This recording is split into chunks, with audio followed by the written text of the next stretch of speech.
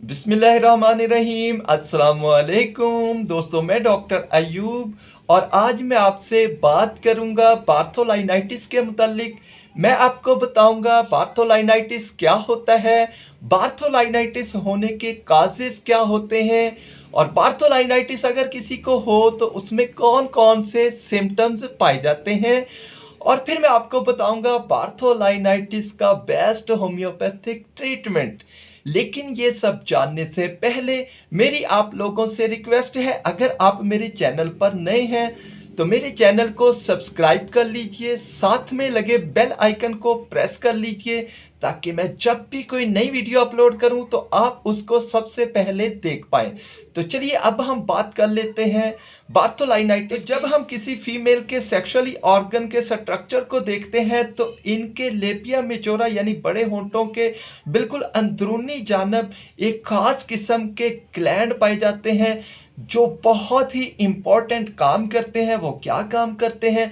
वो ये करते हैं कि ड्यूरिंग इंटरकोर्स वो ख़ास किस्म की रतूबत को पैदा करते हैं और उस रतूबत की वजह से इंटरकोर्स करने में किसी किस्म की दिक्कत पेश नहीं आती। अगर इन ग्लैंड्स पर इन्फ्लामेशन हो जाए तो इस कंडीशन को हम बार्थोलाइनाइटिस कहते हैं।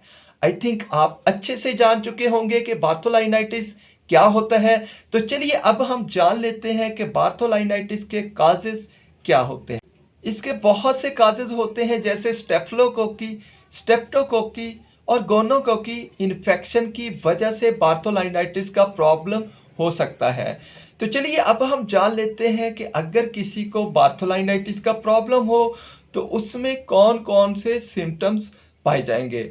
बार्थोलाइनाइटिस की वजह से बार्थोलाइनाइटिस होने के बाद इन ग्लैंड्स के मुकाम पर दर्द होता है, इन ग्लैंड्स की जगह पर सूजन हो जाती है, इन ग्लैंड्स के मुकाम पर सुर्खी हो जाती है और ये सूजन बढ़कर वेजाइना तक भी फैल सकती है और इस इन्फेक्शन की वजह से लिकोरिया का प्रॉब्लम भी हो सकता है। तो ये थे बार्थोलाइनाइटिस के सिम्टम्स। चलिए अब हम जान लेते हैं बार्थोलाइनाइटिस का बेस्ट होम्योपैथिक ट्रीटमेंट। तो इसकी सबसे पहली और बहुत ही इफेक्टिव मेडिसिन है CPR30।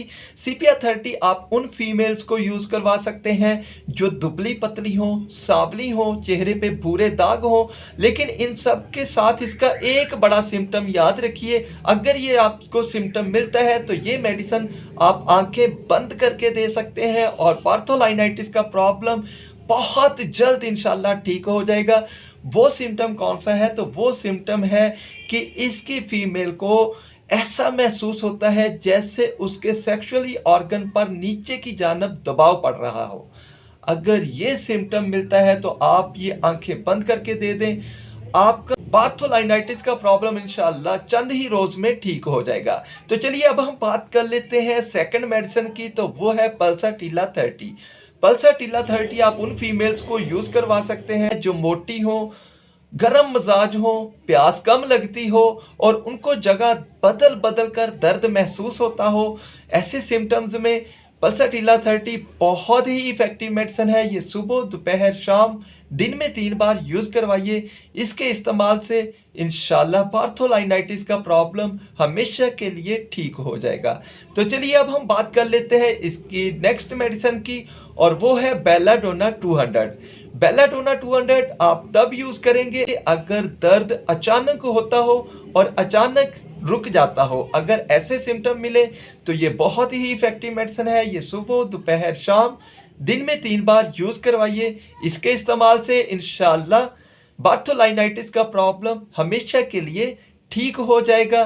तो दोस्तों ये थी बार्थोलाइनाइटिस के मुतल्लिका वीडियो। कैसी लगी आपको ये वीडियो? अगर अच्छी लगी हो तो इसे लाइक, शेयर और मेरे चैनल को सब्सक्राइब करना बिल्कुल मत भूलिएगा। अगर आप अपना ऑनलाइन ट्रीटमेंट चाहते हैं तो मेरे व्हाट्सएप पर रब्ता कर सकते हैं और अगर आप किसी और डिजीज़ के बारे में पूछना चाहते हैं तो वीडियो में कमेंट करके पूछ सकते हैं। तो आज के लिए इतना ही, इंशाल्लाह मुलाकात होगी नेक्स्ट वीडियो में। तब तक के लिए अल्लाह हाफिज़।